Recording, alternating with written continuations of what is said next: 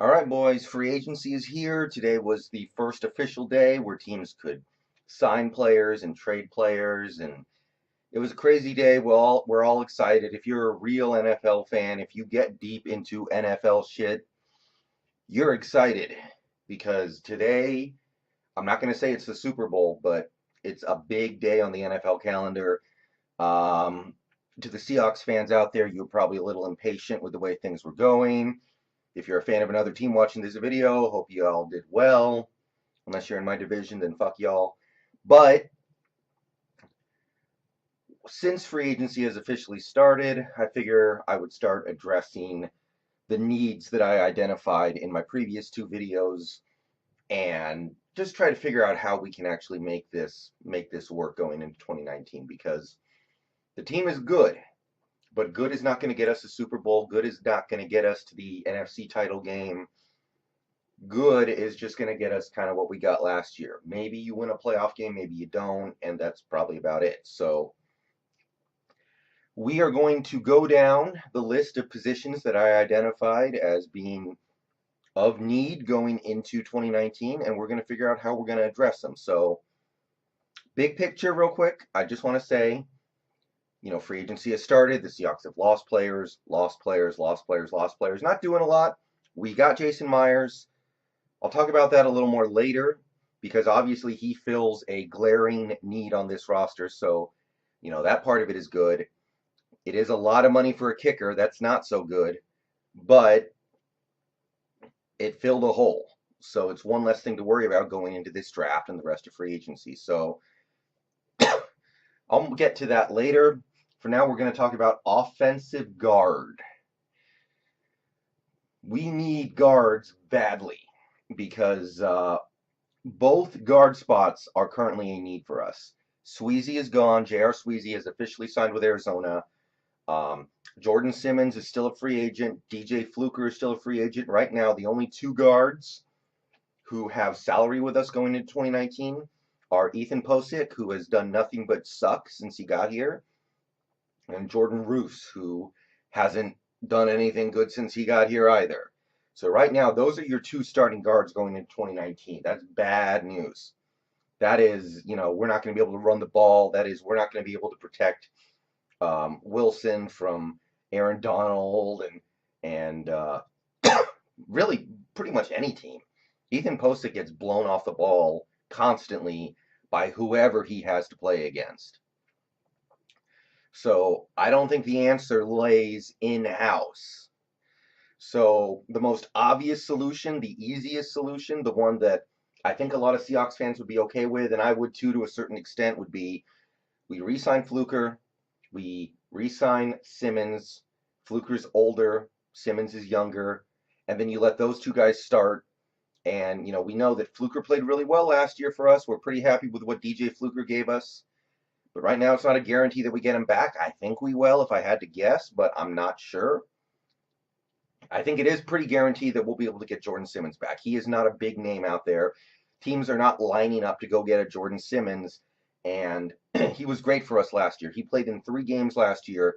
In all 3 of those games, we ran the ball for like 230 yards or something. We had no problems running the ball with Jordan Simmons out there. So he clearly has some talent, and he is able to do some positive things for us. So that is certainly one route we could take, but then we have an issue with depth. DJ Fluker gets hurt a lot. We might not get to keep DJ Fluker because I imagine some other team out there is going to want him because he played pretty well last year. It's not a guarantee. And Simmons, he's only played a few games in his career. We don't want to bet the farm on him necessarily when we're trying to protect a franchise quarterback. So we need to have other plans. So I just made a quick list here. Here are some things that I think we could do this offseason that have caught my eye.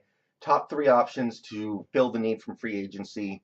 Top 3 ways we could fill the need through the draft.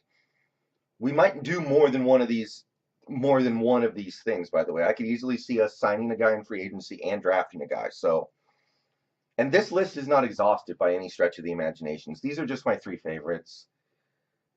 So 3 favorites in each category, that is. So on the top, we have free agency.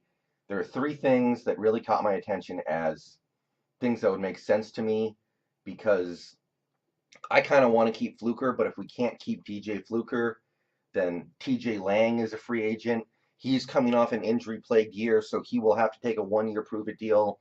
If I had to guess, based off looking at the market, I said like 1 year, $6 million, and then he would have that 1 year to prove, hey, I can stay healthy. I'm back. I'm still a good player because when healthy, he's been good.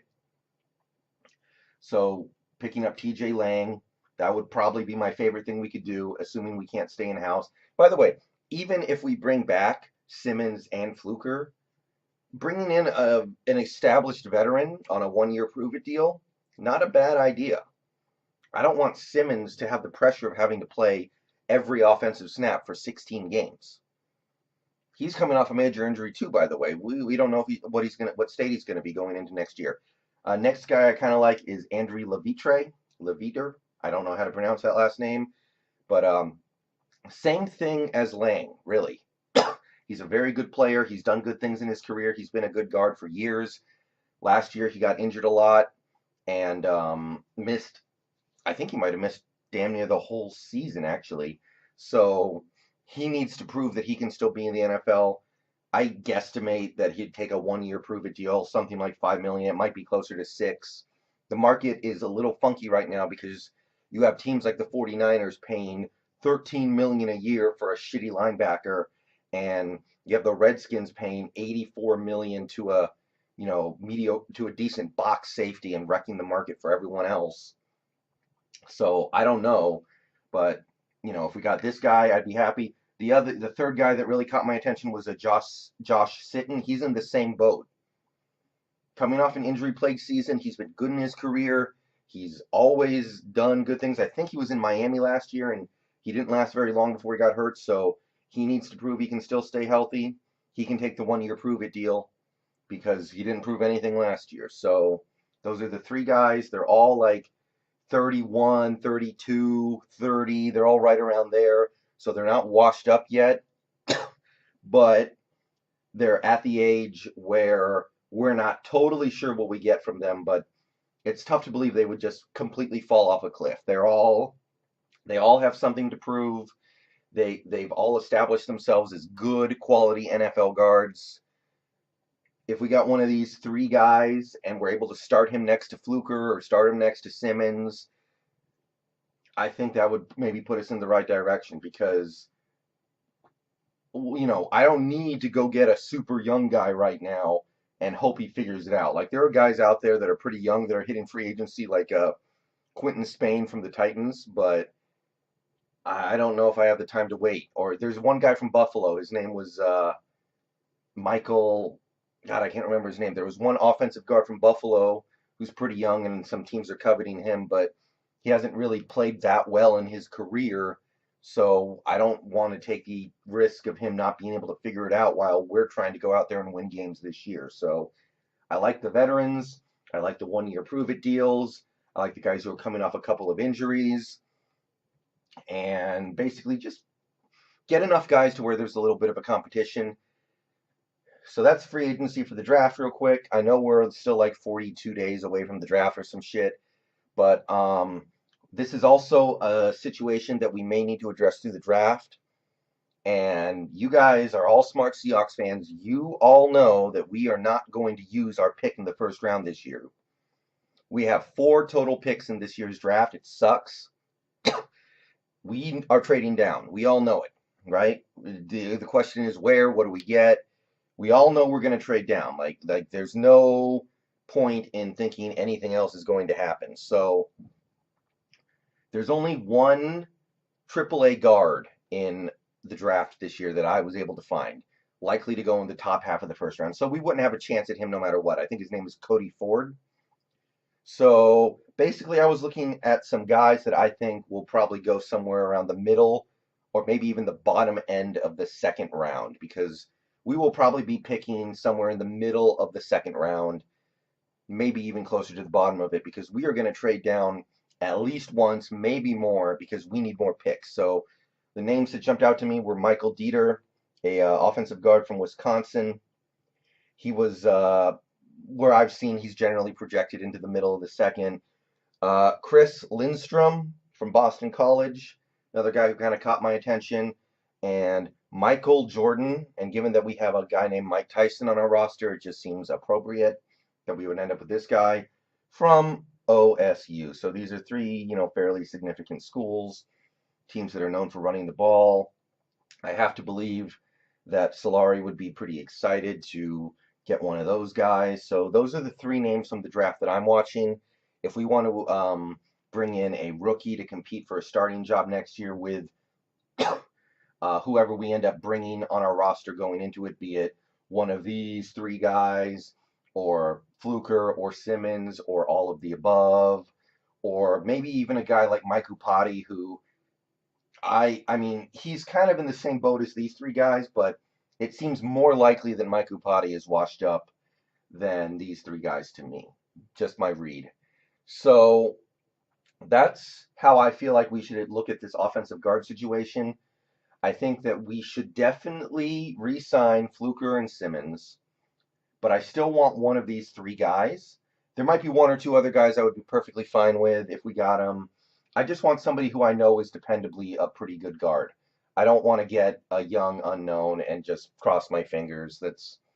I don't want to do that this year. This is not a good year for that because we're going to need whoever we bring in. Because Fluker's probably going to get hurt. Simmons, we don't know if he's injury prone yet or not, but I don't love the prospect of making him play 16 games. And Posick, I don't really believe in right now, and I certainly don't believe in Jordan Roos. So I definitely want one of these three guys. If we use our second round pick, assuming we get one, which I'm sure we will, on an offensive guard, these are the three names that caught my eye. So those are the ways I would like us to tackle the offensive guard situation on this team, because we need more than one. All right. What do you guys think? Do you guys want to keep the guys that we have? Do you guys want to go after one of these veterans on a one-year prove-it deal and take, the risk of them being, injured again? Do you guys want to go to the draft and use our top pick on one of these pretty good guard prospects? Or do you have another idea? Let me know in the comments if you would like. I will be making another video in the near future about how we are going to tackle the right guard spot, because that is the other big concern on this offense right now. All right, see ya.